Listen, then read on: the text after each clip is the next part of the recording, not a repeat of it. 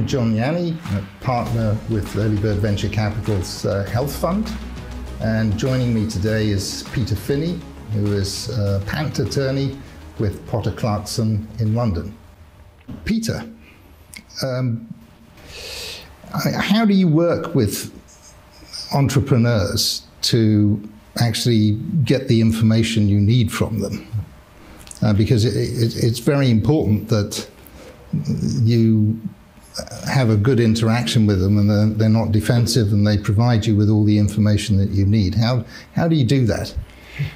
Well, we ground what we do in what's called the problem-solution approach, which is a concept taken from European patent law, but actually works very well when you're talking to tech startups about their technology, because it encourages them to talk about their innovation in the way that they understand it, but not perhaps in a way that would go immediately into a patent application. But it allows us to divine from what they say what the true innovation is. And what we're looking to see is what problems have they solved in the real world? What problems have they solved in implementing the solutions that they have come up with? We want to see, really critically, is whether that's the same as what they said to you in the pitch deck and their business plan. Because if it is, you've got that all tied up and there's likely to be a credible story, and then it really turns on whether or not that concept is new and innovative, because that then talks to protection. But the problem-solution approach is a really easy one to follow. I just ask them what problems they've solved. It's almost always in the business plan as well, but it isn't always what they tell you. And we can work out from that what the innovation is, because if you've solved a real world problem, you're likely to have a patentable solution.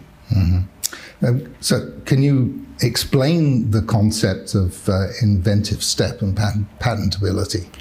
Patentability is complicated because it requires more than novelty, bare novelty. So a pair of slippers with a light bulb on it, that might be novel. I haven't seen that before.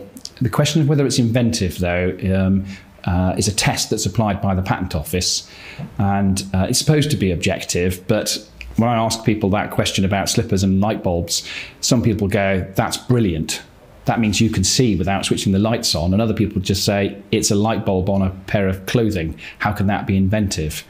We're trying to gauge from our experience and understanding the test in law whether it gets over that threshold from simply being novel to being patentable. And if it solved a problem, a genuine problem that hitherto has not been solved, the likelihood is somewhere buried in all of that information there will be a patentable invention. And how often when you're meeting these folks who are talking to you about their ideas, presumably often they have very little experience and knowledge. So how do you guide them through the process to actually give you the information that you're looking for? Well, the first thing is not to get them talking about the technology. Get them to tell you about the company, its people, and its plans. What is the commercial opportunity in play here? Why is that important? What's the route to market? All the sorts of things that are fairly non-technical, but they'll be very comfortable about.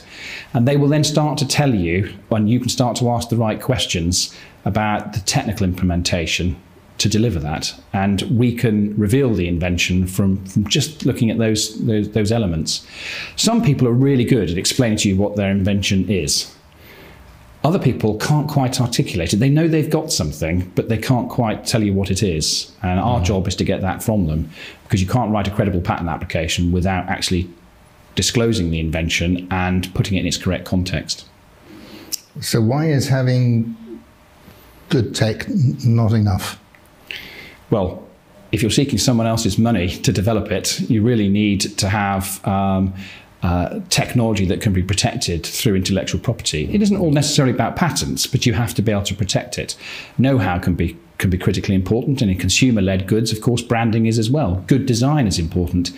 But I just asked the question, you want 5 million, 10 million from my client, Early Bird Venture Capital, and how are they going to get their money back if anyone else can come into the market and take and appropriate this technology because you haven't protected it?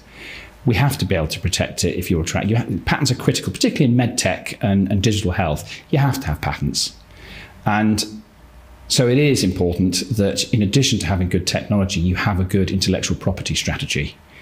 and that you have taken the appropriate steps to protect your technology and own it. So, Peter, at what point in the process are we starting to see light at the end of the tunnel? I.e., that we think that there's something there that is protectable or protected. Yeah, well, when we're doing our main element of due diligence, when we've got the green light for that, as I said, we split it into these two phases. Phase one is about patentability and protection and ownership and understanding where the IP fits within the business plan. If you get a positive outcome for that, that the thing that you thought you were investing in, the technology that you thought you were investing in can be protected, then that's usually a good enough green light to move on with some confidence. Because the freedom to operate element of it, phase two, is in many ways a nice to have. Early stage investment, I don't have to tell you your job, is not without risk. If you want it low risk, put the money under your mattress, John.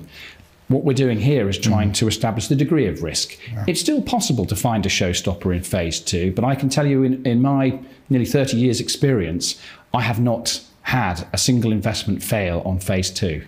I've had examples where we have found a potential infringement risk in phase two, but it was owned by the likely company that would be the target for the exit.